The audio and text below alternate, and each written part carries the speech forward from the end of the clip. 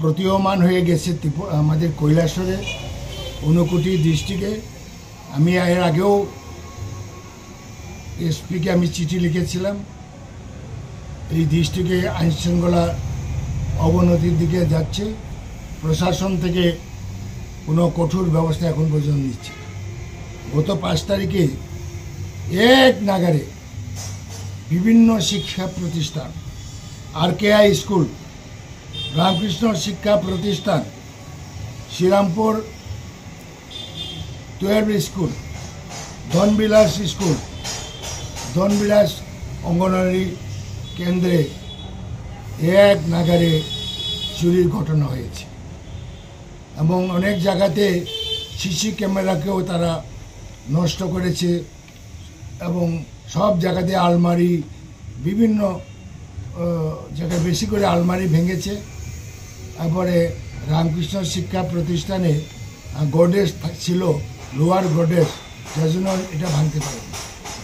একদিনে যা আতঙ্কের বিষয় হয়েছে, বিশেষ করে শিক্ষা প্রতিষ্ঠানের উপরে এরকম চুরি বা ডাকাতের হানা কোনো কালেও আমরা শুনিনি, দেখিনি। এই ঘটনা হচ্ছে এবং আমাদের ঊনকোটি জেলার ডিস্ট্রিক্ট ম্যাজিস্ট্রেট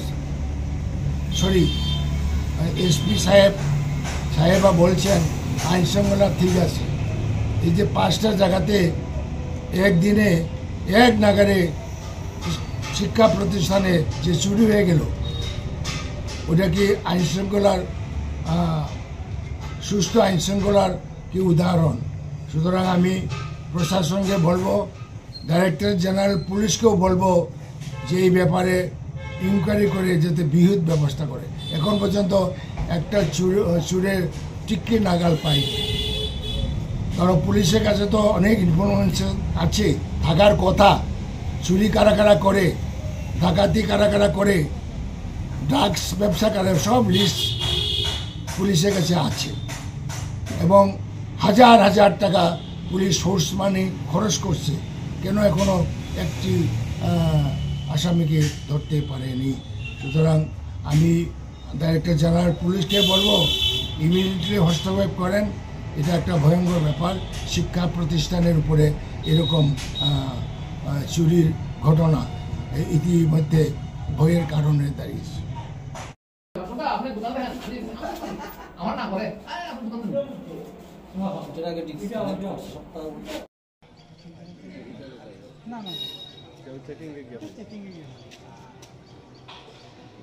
কয়দিন চলবো, ভালো তো কয়েকদিন।